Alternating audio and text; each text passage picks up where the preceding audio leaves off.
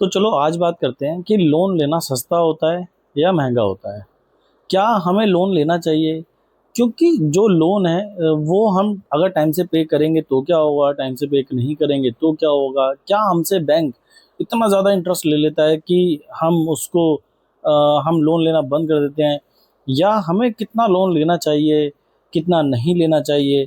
क्या हमें अपनी जो लिमिट है, लिमिट से ज़्यादा लोन लेना चाहिए, लिमिट से कम लोन लेना चाहिए?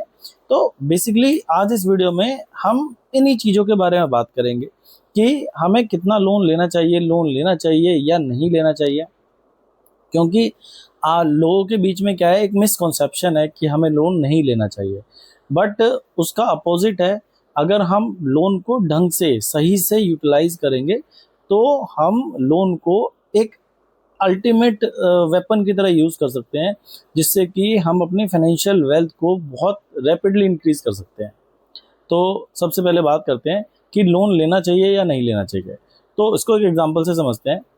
तो इस चीज़ को ऐसे समझते हैं कि मान लो 2010 में आप जो टाटा नमक खरीदते थे उसकी जो प्राइस था वो 7-8 रुपये 10 रुपये के आसपास था। बट आज जब 2026 में हम हैं तो आज टाटा नमक का जो प्राइस है वो 30 रुपये के आसपास है। और ऐसा ही ये जो एग्जांपल है ये सारे के सारे कमोडिटी पे फिट होता है कि जो चीनी थी वो उस टाइम पे कोई और रेट थी, आज के टाइम पे कोई और रेट है। आटा, दाल, चावल, चीनी, मतलब सारे की सारी चीज़ें इसी तरीके से उनके प्राइसेस बढ़े हैं। अब बात करते हैं कि मान लो जब आप लोन लेते हो, भाई मान लो आपने लोन लिया 5 साल के लिए। आज जब आप 2026 में हो, आज आपने एक 5 साल के लिए लोन लिया 10 लाख रुपए। आपकी एक मोटी मोटी EMI आई 37 हज़ार रुपये। अब जैसे जैसे आप आगे बढ़ोगे, मान लो आपने आज 37 हज़ार रुपये देने स्टार्ट करे, 5 साल बाद भी आप 37 हज़ार रुपये दे रहे हो।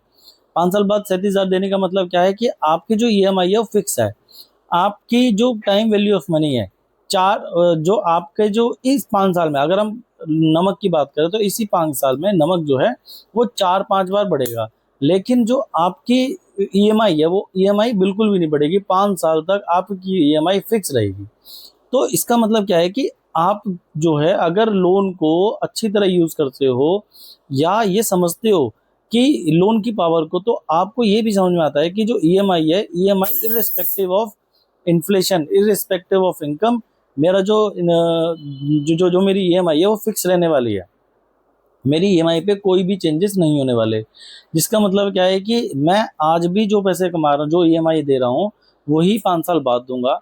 और जो पैसे हैं, मतलब मान लो आज की जो वैल्यू है, आज आप टाइम वैल्यू ऑफ मनी की हम बात करें, जिस तरीके से इन्फ्लेशन बढ़ रही है उस तरीके से बात करें तो 100 रुपये में जो चीज़ आज आती है वो 100 रुपये में 2 साल बाद नहीं आएगी।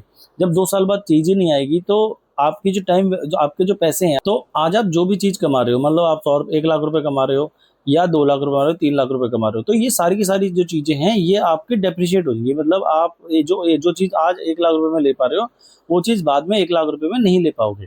तो ये ही होता है कि आपकी जो वैल्यू है टाइम वैल्यू ऑफ मनी के हिसाब से, जो आपकी वैल्यू है अमाउंट का, जो आपकी मनी है वो डिक्रीज हो रही है, इंक्रीज नहीं हो रही है। बट आपकी जो EMI है वो फिक्स है। मान लो आपने 10 लाख रुपए लिए, 10 लाख रुपए लेके आपने इन्वेस्ट कर दिए, कोई मशीन ले ली, कुछ भी ले लिया। आपकी जो इनकम थी वो 1 लाख रुपए थी, बस मशीन की जो इनकम है, जो मशीन से आप इनकम कमा रहे हो वो मशीन की इनकम है मान लो 50 हज़ार रुपये। और जैसे जैसे टाइम बढ़ेगा, मान लो 5 साल के लिए आपका लोन था, जैसे जैसे आपका टाइम बढ़ेगा तो मशीन की जो रनिंग कॉस्ट है वो कम हो जाएगी, आपकी जो इनकम है, आपकी इनकम बढ़ने लग जाएगी। तो इसको कहते हैं टाइम वैल्यू ऑफ मनी के हिसाब से आप लोन को सही तरीके से यूज कर रहे हो अपने फाइनेंशियल इनकम को बढ़ाने के लिए। तो इसीलिए बात करते हैं कि लोन कभी भी सस्ता नहीं होता, लोन कभी भी महंगा नहीं होता, लोन को यूज करने का तरीका आना चाहिए। अब बात करते हैं कि क्या लोन मुझे लेना चाहिए नहीं लेना चाहिए।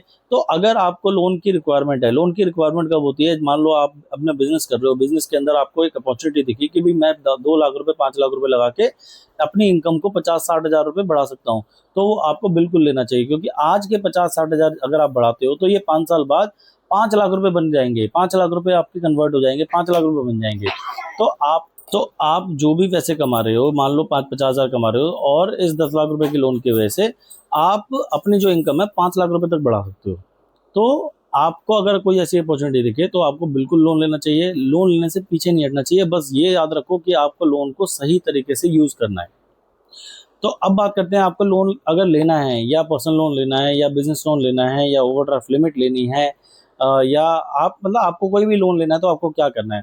स्क्रीन पे एक नंबर आ रहा है, स्क्रीन पे एक नंबर आ रहा है, वो हमारी टीम है। वो टीम जब आप हमें कॉल करते हो, तो हम आपकी एक बेसिक टीवीआर करते हैं, आपको समझते हैं कि आपकी सर कितने लोन चल रहे हैं, क्या ईएमआई चल रही है, कितने आप ईएमआई दे रहे हो, क्या आपके लाइव लोन्स हैं।